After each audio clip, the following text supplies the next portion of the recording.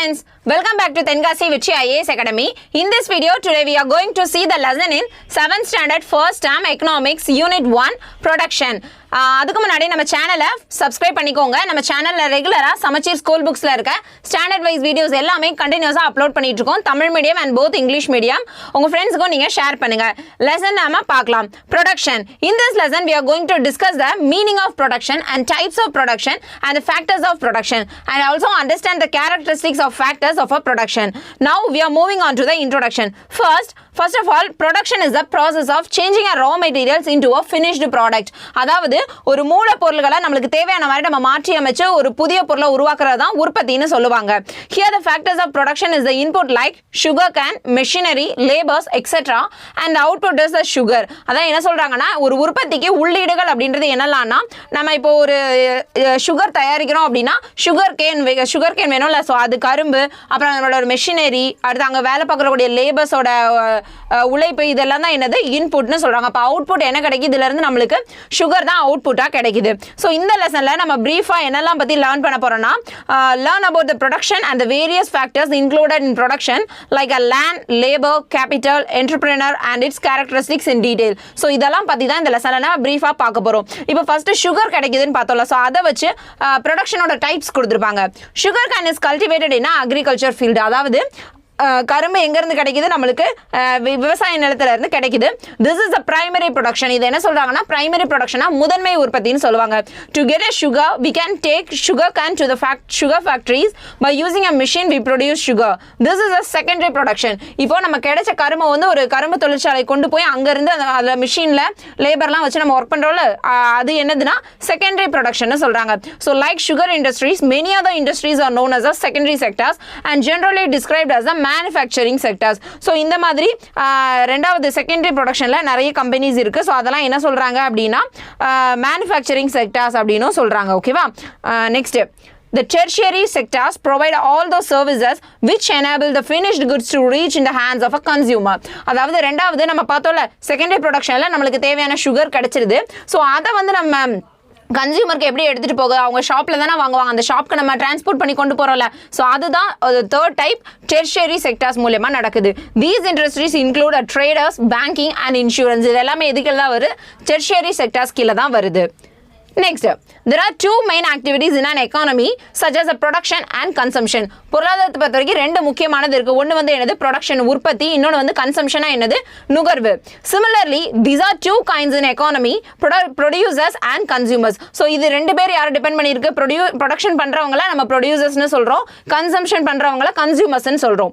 Next, well-being is made possible by efficient production and by an interaction between the producers and consumers. அதாவது நம்ம நலன் அப்படின்றது எதை பொறுத்து இருக்கு அப்படின்னா நுகர்வோருக்கும் உற்பத்தியாளருக்கும் இடையில இருக்கக்கூடிய அந்த இடையில காணப்படும் இந்த சிறந்த செயலாற்றல், அவங்களோட பொருளை தயாரிக்கிறது, இதெல்லாம் தான் என்னது உறுதி பண்ணுது. நெக்ஸ்ட், இந்த interaction consumers can be identify இந்த two rules of both which generate wellbeing. So இந்த விதத்தில் கன்சியூமரை பார்த்தோம் அப்படின்னா ரெண்டு வகையில் அவங்களோட வெல்பீயிங் வந்து ஐடென்டிஃபை பண்றாங்க. Consumers can be both customers of producers and suppliers to the producers. அதாவது கன்சியூமர்ஸ்ன்றது யாரு, நம்ம வாங்குறோம்ல ஒரு பொருளை நுகர்வோர் வாங்குறோம்ல, அவங்க எப்படி இருப்பாங்கன்னா ப்ரொடியூஸ் பண்றவங்ககிட்ட வாங்கக்கூடிய கஸ்டமராகவும் இருப்பாங்க. இது ஒரு ரோல். ரெண்டாவது ரோல் என்னன்னா சப்ளையர்ஸ் டு த ப்ரொடியூசர். அந்த ப்ரொடியூசர் ஒரு பொருளை தயாரிக்கிறாங்களா, இப்போ உதாரணத்துக்கு ஒரு சுகர் தயாரிக்கிறவங்களுக்கு சுகர் கேன் சப்ளை பண்றவங்களா கூட யார் இருக்கலாம், அந்த கஸ்டமர்ஸ் இருக்கலாம். So the customers well-being arise from a commodities when they buy and consume. So ஒரு கன்சியூமர் யாரு, கஸ்டமர் யாரு, அந்த நுகர்வு பண்றவங்க, அவங்களோட வெல்பீயிங் நலன் வந்து எதை டிபெண்ட் பண்ணி இருக்குன்னா கமாடிட்டிஸ், அவங்க வாங்கக்கூடிய அந்த பொருளை பொறுத்து தான் என்ன இருக்கு, அவங்களோட வெல்பீயிங் இருக்கு. The suppliers well-being is related to the income they receive when they sell the commodities and service. அதே நேரத்தில் சப்ளை பண்றவங்க, அந்த உற்பத்தியாளர்கள் பண்றாங்களே, அவங்களோட வெல்பீயிங் அதாவது நலன் வந்து எதை டிபெண்ட் பண்ணி இருக்குன்னா அவங்க விற்கக்கூடிய அந்த கமாடிட்டிஸ்னா என்னது, அந்த பொருட்கள், அந்த commodities they sell and services, அவங்க விற்கக்கூடிய பண்டங்கள் மற்றும் பணிகளோட அளவை பொறுத்து அதுலேருந்து கிடைக்கக்கூடிய இன்கம்மை பொறுத்து தான் சப்ளையர்ஸோட வெல்பீயிங் வந்து இருக்கு. இன் an economy all are consumers but all are not producers or sellers. என்ன சொல்றாங்கன்னா பொருளாதாரத்தை பொறுத்த வரைக்கும் எல்லாரையுமே கன்சியூமர்ஸ்னு சொல்லுவாங்க. கன்சியூமர்ஸ்னா என்ன, நுகர்வோர் பார்த்தோம்ல. ஸோ ஏன் அப்படி சொல்றாங்க அப்படின்னா ஒரு ப்ரொடக்ஷன் பண்ற ஒரு ப்ரொடியூசரா இருந்தாலுமே கண்டிப்பா அவருக்கு என்ன தேவை, ஏதோ ஒரு சோர்ஸுக்காக ஒரு மூலப்பொருளுக்காக அவங்க இன்னொருத்தவங்க கிட்ட போய் கஸ்டமரா இருக்கக்கூடிய வாய்ப்பு இருக்கும். ஸோ எக்கானமில ஆல் ஆர் கஸ்டமர்ஸ் அப்படி கன்சியூமர்ஸ் அப்படின்றது correct.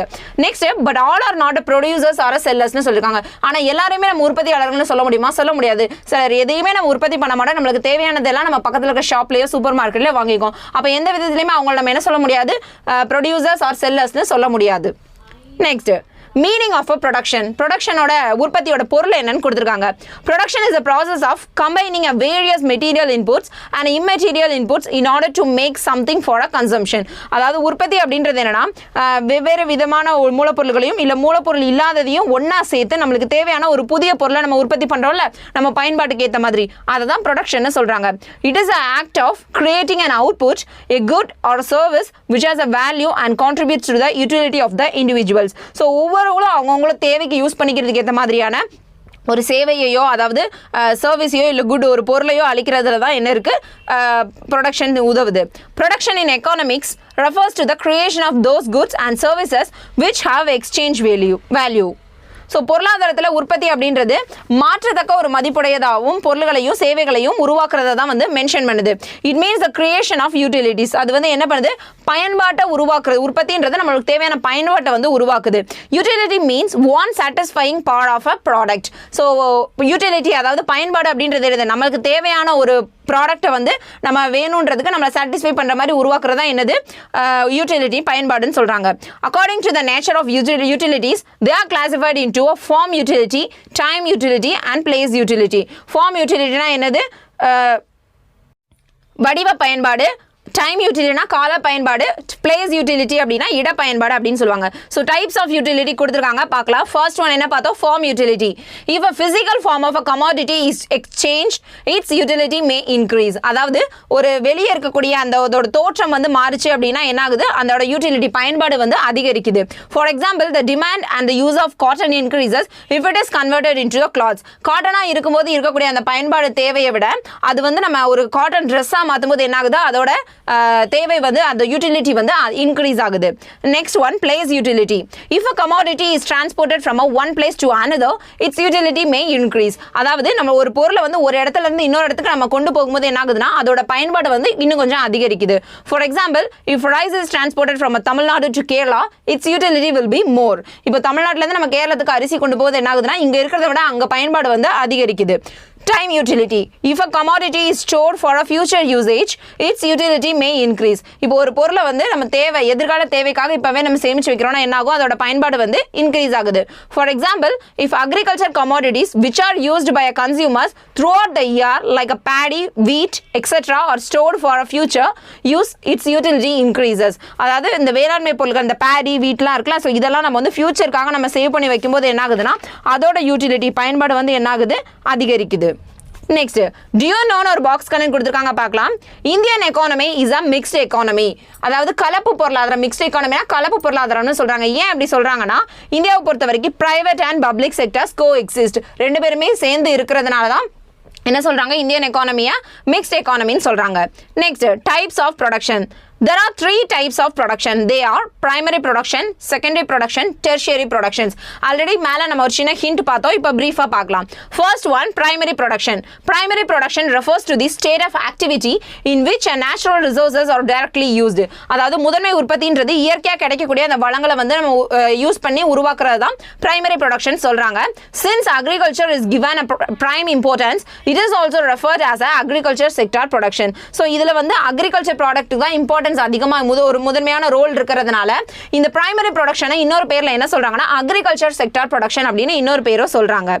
Next agriculture, forestry, fishing, mining and oil extraction are examples to the primary sector.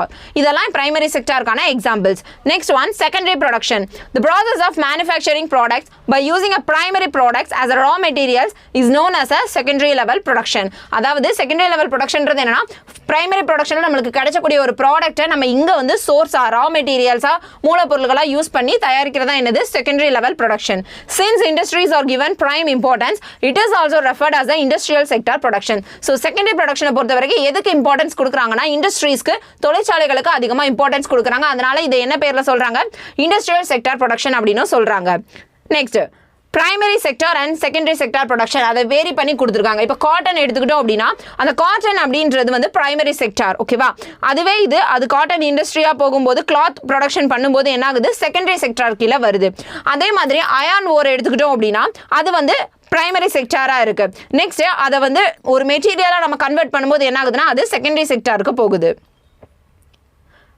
Examples for a secondary sector is manufacturing of cars, clothing, chemicals, engineering and buildings are examples for a secondary sector.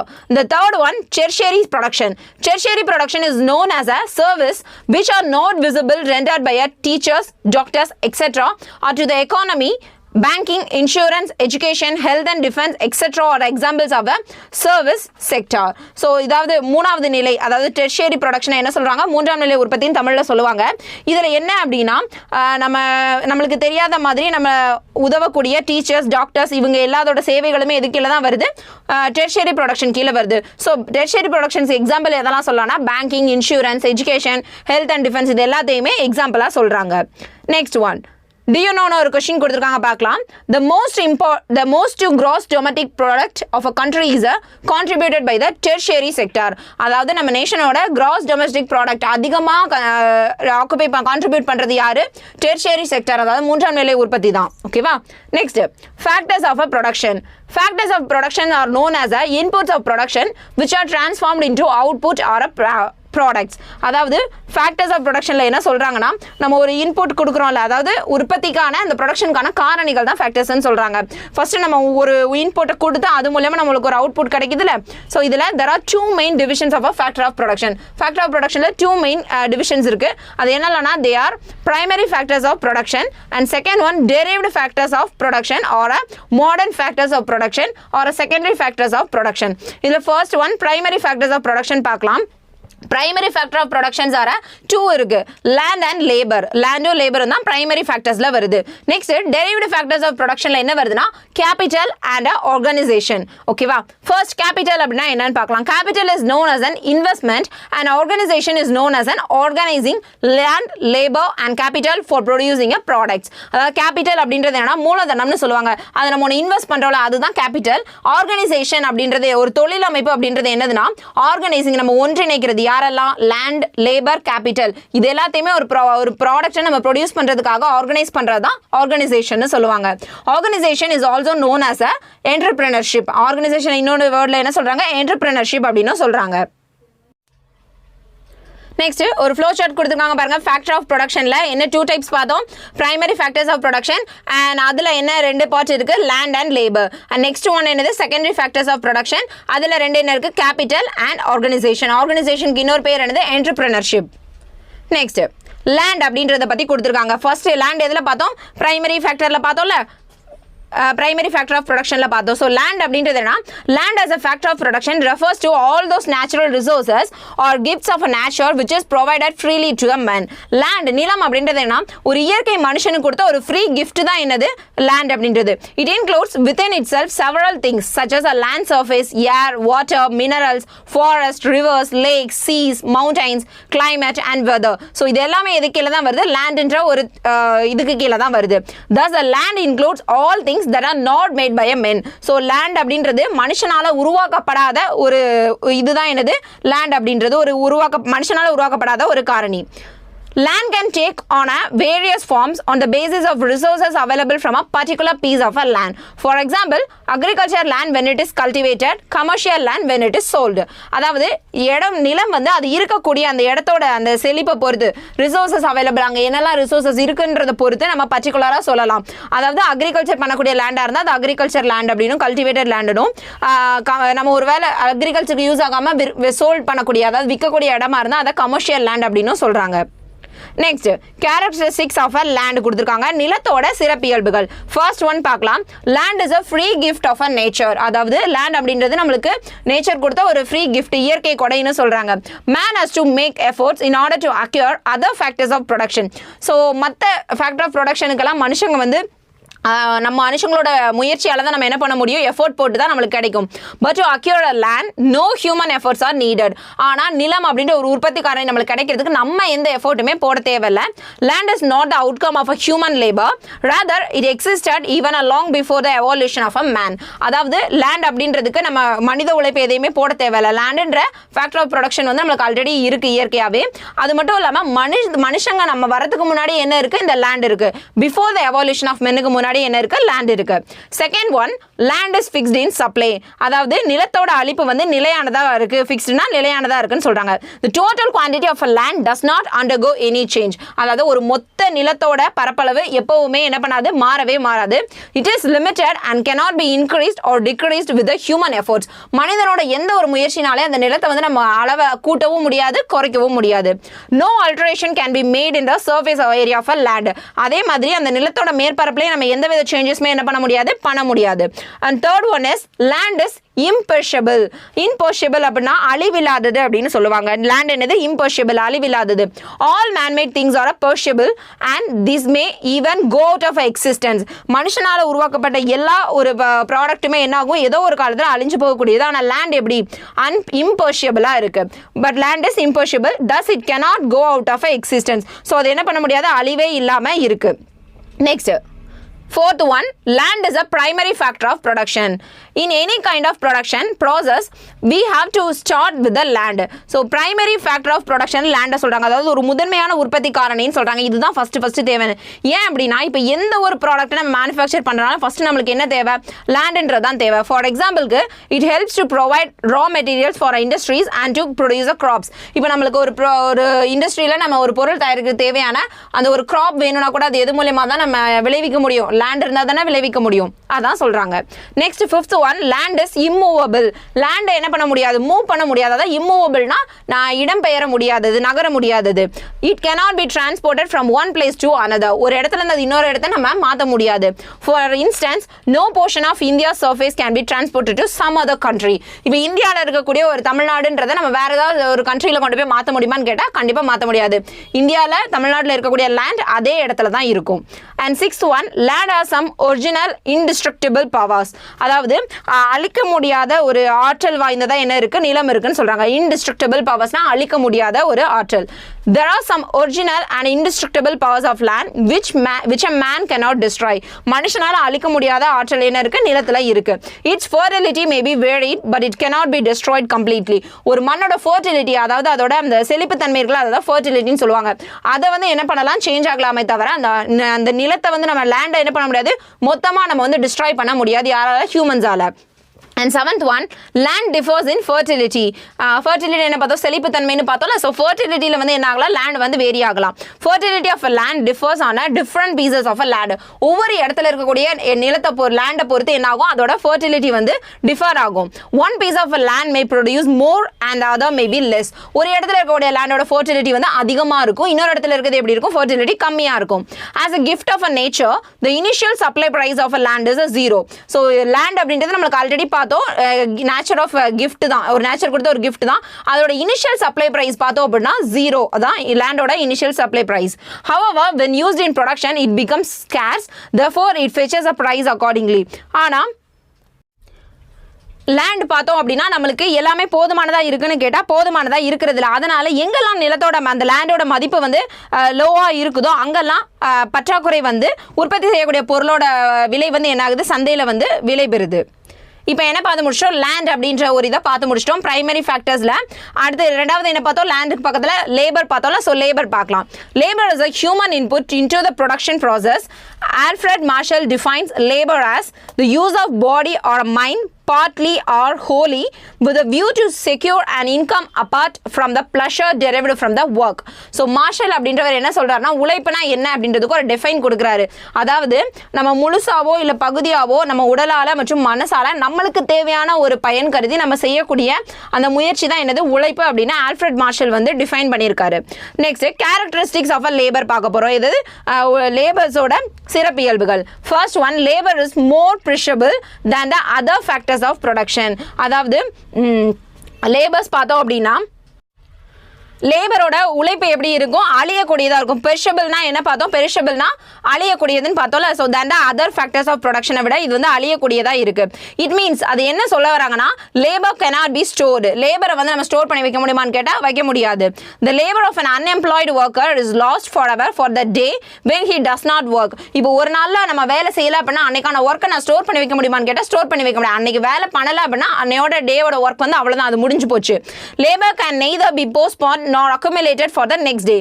It will perish once it is lost forever. ஒரு தடவை நம்ம ஒரு வேலையை இழந்துட்டோம் அப்படின்னா அது இழந்தது தான், திரும்ப அந்த நாளுக்கான அந்த வேலையை நம்ம என்ன பண்ண முடியாது, திரும்ப பெற முடியாது. Second one, labor is an active factor of a production. active factorனா செயற்படு காரணின்னு சொல்றாங்க. neither land nor capital can yield much without labor. அதாவது கேபிட்டல் நம்மட மூலதனம் எவ்வளோ இருந்தாலுமே லேண்ட் இருந்தாலுமே நம்ம வந்து லேபர் இல்லை அப்படின்னா அந்த இடத்துல வந்து அந்த ஒர்க் ப்ராசஸ் வந்து என்ன ஆகுது, அந்த சீக்கிரமா ஒரு ப்ராடக்ட் வந்து நம்மளால ப்ரொடியூஸ் பண்ண முடியாது. Labour is not homogeneous. Skill and dexterity vary from person to person. Labour வந்து எப்போதுமே ஒரே ஹோமோஜீனியஸ், ஒரே சீரானதாக இருக்க மாட்டாங்க. ஹோமோஜீனியஸ்னா ஒரே மாதிரி இருக்கிறது, ஓகேவா? ஸோ அப்படி இருக்க மாட்டாங்க. ஏன் அப்படின்னா இப்போ ஒருத்தருக்கு டேலண்ட் அதிகமாக இருக்கும், இன்னொருத்தருக்கு டேலண்ட் கம்மியாக இருக்கும். ஒருத்தர் ஒரு ஃபியூ ஹவர்ஸில் பண்ணக்கூடிய ஒரு ஒர்க்கை வந்து ஒருத்தங்க 5 hours பண்ணுவாங்க. ஸோ அந்த லேபர் பண்ணக்கூடிய அந்த ஸ்கில் வந்து என்ன ஆகும், ஒருத்தங்களுக்கு வேரி ஆகும். Next, labour cannot be separated from the laborer. So உழைப்பை வந்து நம்ம உழைப்பாளர்கள்ட்ட என்ன பண்ண முடியாது, பிரிக்கவே முடியாது. Labour is mobile. உழைப்பாளி அப்படின்றவங்க என்னன்னா ஒரே இடத்துல இருக்கக்கூடிய இப்போ லேபர் பார்த்தா, இப்போ லேண்டு பார்த்தோம்ல, ஃபர்ஸ்ட் லேண்டுன்றது இம்மொபைல் அப்படின்னு பார்த்தா, அதாவது எங்கேயுமே நகர முடியாது. ஆனால் லேபர் அப்படி இல்லை. ஒரு இடத்துல இருக்கும்போது எனக்கு லோ சேலரி இருக்குது, இன்னொரு இடத்துல ஹை சேலரி கொடுக்காங்கன்னா கண்டிப்பாக லேபர் என்ன வாங்க, மூவ் ஆகி போயிட்டே இருப்பாங்க. ஸோ அதனால தான் லேபர்ஸ் மொபைல்னு சொல்கிறாங்க. Man moves from one place to another from a low paid occupation to a high paid occupation. Next, individual labour has limited bargaining power. அதாவது தனியாக இருக்கக்கூடிய அந்த உழைப்பாளர்கள் வந்து அவங்களோட பார்கெனிங் பவர்னா என்னன்னா அந்த பேரம் பேசக்கூடியது. பார்கெனிங்னா பேரம் பேசக்கூடிய அந்த ஆற்றல் எவ்வளோ இருக்கும், அவங்களுக்கு கம்மியாக இருக்கும். He cannot fight with his employer for a rise in wages or improvement in a workplace conditions. So அப்படி தனியாக இருக்கக்கூடிய அந்த தொழிலாளிகள் வந்து என்னன்னா அந்த அவங்களோட சேலரி கம்மியாக இருந்தாலுமே அந்த வேஜஸ், அதாவது அந்த அவங்களோட சம்பளம் வேஜஸ் வந்து அதிகப்படுத்துறதுக்கு அவங்க தனியாக இருந்தால் கேட்க முடியாது. ஸோ அதனால தான் என்ன பண்ணுவாங்கன்னா when a workers combine to form a trade unions, அதாவது தொழிற்சங்கங்கள்லாம் இருக்குல்ல, ஸோ அதெல்லாம் பண்ணும்போது the bargaining power of a labor increases. So ஒரு சங்கம் அமைப்பாக நம்ம ஃபார்ம் ஆகும்போது என்ன ஆகுது, அவங்களோட அந்த பேரம் பேசக்கூடிய ஆற்றல் வந்து இன்க்ரீஸ் ஆகுது. Next one, division of a labour. Division of லேபர்னா என்ன, வேலை பகுப்பு முறைன்னு சொல்லுவாங்க. இந்த concept division of labour was introduced by Adam Smith in his book an inquiry into a nature and cause of a wealth of a nations. So Adam Smith அப்படின்றவங்களோட ஒரு புக்கில் இருக்கக்கூடிய இந்த டாப்பிக்கில் எழுதின புக் பேரில் தான் டிவிஷன் ஆஃப் லேபர்ன்றதை ஃபர்ஸ்ட் இன்ட்ரடியூஸ் பண்ணாங்க. Division of labour means dividing the process of production into a distinct and several component process and assigning each component in the hands of a labor or a set of laborers who are specialists in that particular process. So division of labor, வேலை அந்த பிரித்து கொடுக்குற பகுப்பு முறை அப்படின்றதுனா ஒரு product ஃபைனலாக நம்மளுக்கு கிடைக்கிறதுக்கு அதை கொஞ்சம் கொஞ்சமாக சின்னதாக பிரித்து ஒரு 4 பேர்கிட்ட கொடுத்து அதை ஃபைனலாக அசம்பிள் பண்ணுறதா என்னது டிவிஷன் ஆஃப் லேபர்னு சொல்லுவாங்க. ஃபார் எக்ஸாம்பிள் ஒன்று கொடுத்துருக்காங்க, a tailor stitches a shirt in full. In case of a garments, exporters cutting of cloth, stitching of hands, body, collars, holes for buttons, stitching of buttons, etc. are done independently by a different workers. Therefore, they are combining the parts into a whole shirt. அதாவது ஒரு சின்ன Taylor ஷாப்பில் இருக்கவங்க அவங்களே ஒரு full ஷர்ட்டை தைக்கிறதுக்கு எல்லாமே அவங்களே பண்ணிடுவாங்க. இதுவே ஒரு கார்மெண்ட்ஸ், பெரிய கார்மெண்ட்ஸில் ஒர்க் பண்ணும்போது அவங்க என்ன பண்ணுவாங்கன்னா கட்டிங் செக்ஷன் தனியாக வச்சிருப்பாங்க, பட்டன் ஸ்டிச் பண்ணுறதுக்கு தனியாக செக்ஷன் வச்சிருப்பாங்க, காலர் ஸ்டிச் பண்ணுறதுக்கு தனியாக வச்சிருப்பாங்க. ஸோ ஃபைனலாக ஒருத்தங்க தான் என்ன பண்ணுவாங்க, அது எல்லாத்தையுமே மெர்ஜ் பண்ணி ஒரு ஹோல் ஷர்ட்டாக வந்து மேக் பண்ணுவாங்க. ஸோ இதுதான் என்னது division of labour. and merits of division of labor கொடுத்திருக்காங்க. It improves efficiency of a labor when a labor repeats doing the same task. அதாவது இது வந்து நம்ம வேலை பார்க்கக்கூடிய அந்த திறமை ஸ்கில்ஸை வந்து இம்ப்ரூவ் பண்ணலாம். ஏன் அப்படின்னா ஒரே வேலையை நான் திரும்பி நான் கட் பண்ணுறதா ஷர்ட் கட் பண்ணுறதா என்னோட ஜாப்னா அதை நான் கட் பண்ணிக்கிட்டே இருக்கும்போது என்ன ஆகுது என்னோட ஸ்கில்ஸ் வந்து திரும்ப ஒரு விஷயத்தை பண்ணும்போது என்னோட ஸ்கில் வந்து என்ன ஆகுது இம்ப்ரூவ் ஆகுது.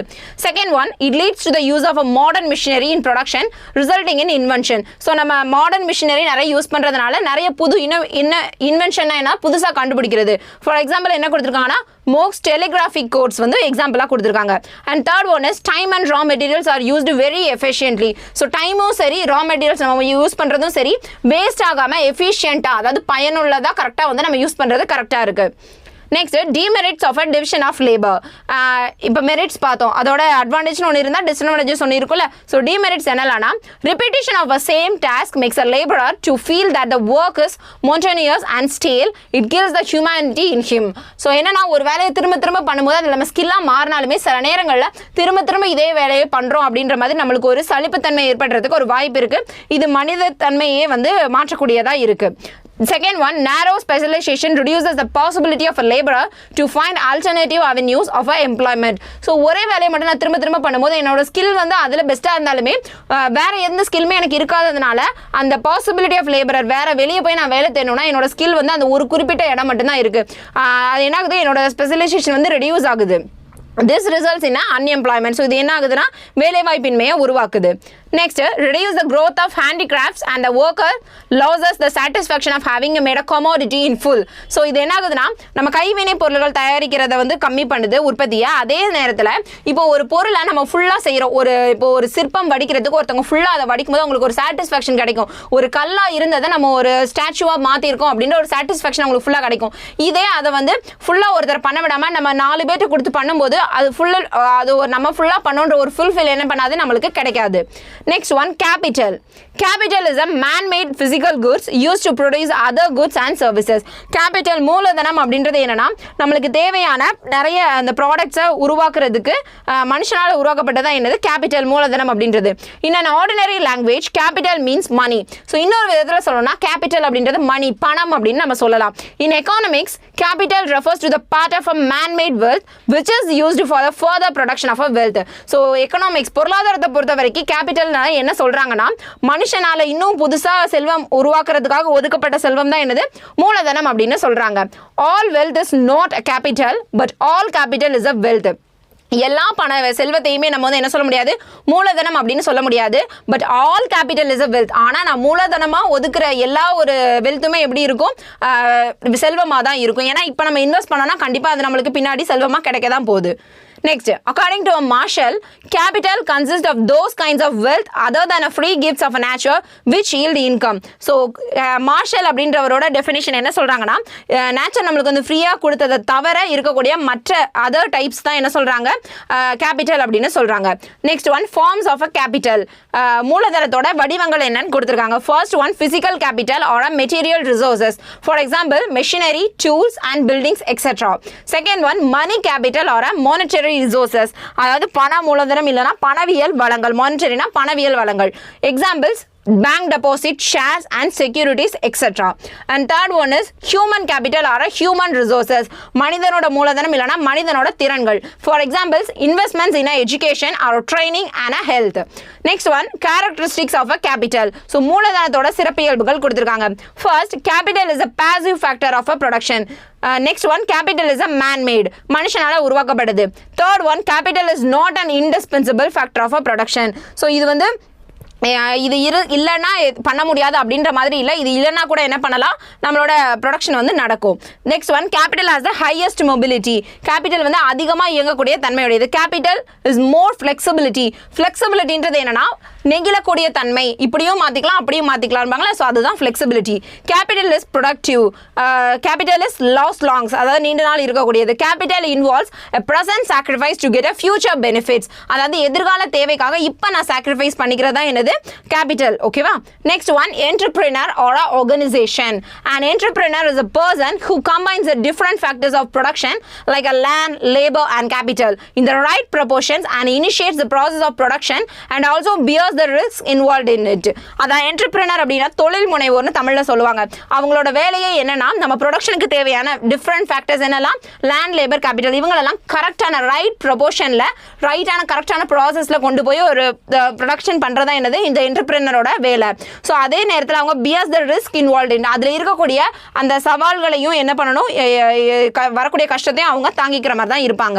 The entrepreneur is also called as the organizer. In modern times, an entrepreneur is called the changing agent of the society. So, entrepreneurக்கு ரெண்டு நேம் இருக்கு. என்னன்னா ஆர்கனைசர்னு சொல்றாங்க. மாடர்ன் டைம்ஸ்ல என்ன சொல்றாங்க? சேஞ்சிங் ஏஜென்ட் ஆஃப் சொசைட்டி அப்படின்னு சொல்றாங்க. He is not only responsible for producing a socially desirable output but also to increase the social welfare. So என்னன்னா அவர் வந்து சமுதாயத்துக்கு விருப்பமுள்ள பொருளை உற்பத்தி செய்யறது மட்டும் இல்லாம சமுதாய நலம் வெல்ஃபேர் சோஷியல் வெல்ஃபேருக்காக என்ன பண்றாங்க மேம்படுறதுக்கும் காரணமா இருக்கிறாங்க. Next characteristics of an entrepreneur கொடுத்திருக்காங்க. Identifying a profitable investable opportunities. So லாபம் கிடைக்கக்கூடிய அந்த opportunities-ஐ ஃபைண்ட் பண்றது. Deciding the location of a production unit. எங்க production unit வச்சா கரெக்டா இருக்கும் அப்படின்னு டிசைட் பண்றது. The third one is a making innovations. So innovations என்ன பார்த்தோம் புதுசா ஏதாவது கண்டுபிடிக்கிறது ஸோ புதுமைகளை உருவாக்குறது.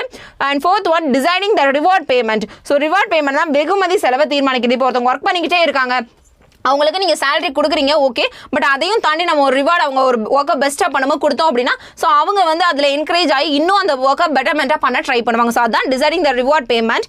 And next one taking a risk and facing uncertainties. So sometimes எதுவும் ப்ராப்ளம்ஸ் வந்தாலுமே ஏன்னா பிஸ்னஸ் லாஸும் இருக்கும் ப்ராஃபிட்டும் இருக்கும். ஸோ லாஸ் வரும்போதும் அதை மேனேஜ் பண்ணுறதுக்கு ஏற்ற மாதிரி அவங்க இருப்பாங்க. ஸோ இதோட இந்த லெசன் கம்ப்ளீட் ஆயிடுச்சு. ஸோ இந்த லெசனில் இது வரைக்கும் நம்ம பார்த்த பாயிண்ட்ஸ் எல்லாமே சமரியாக கொடுத்துருக்காங்க பார்க்கலாம். First point production is a process of combining a various material inputs and immaterial inputs in order to make something for a consumption. Next one, utility means one satisfying part of a product. Third one, utilities are classified according to the nature as a form utility, time utility and place utility.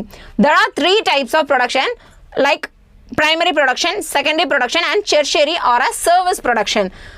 Primary production இன்னொன்று பார்த்தோம் agriculture production பார்த்தோம் செகண்டரியை வந்து industry production பார்த்தோம் third one tertiary வந்து என்னது service production சொல்கிறாங்க இன்னொரு name. And factors of production land labour capital organisation. So இதை பற்றி ப்ரீஃபாக நம்ம பார்த்தோம். அந்த concept division of labor was introduced by the father of economics Adam Smith in his book An Inquiry into the Nature and Causes of a Wealth of a Nation. An entrepreneur is a person who combines the different factors of production like a land, labor and capital. And next one, last do you know ஒரு box content கொடுத்துட்டாங்க அதையும் பார்த்தலாம். Adam Smith is known as a father of economics. So பொருளாதாரத்தோட தந்தை அப்படின்னா Adam Smith அழைக்கப்படுறாங்க. And in economics is based on a wealth. He wrote the two classic works. அந்த ரெண்டு புக் அவர் எழுதியிருக்காரு. The theory of moral sentiments in 1759 என்ன book எழுதியிருக்காங்க the theory of moral sentiments. And next 1776 என்ன எழுதியிருக்காங்கன்னா an inquiry into the nature and the causes of wealth of a nations. Okay friends இதோட இந்த லெசன் முடிஞ்சிருச்சு. கண்டினியூஸாக நெக்ஸ்ட் லெசன் நம்ம next வீடியோவில் பார்க்கலாம். நம்ம சேனலை சப்ஸ்கிரைப் பண்ணிக்கோங்க. உங்கள் ஃப்ரெண்ட்ஸுக்கும் ஷேர் பண்ணுங்கள் சப்போர்ட் பண்ணுங்கள். Thank you friends.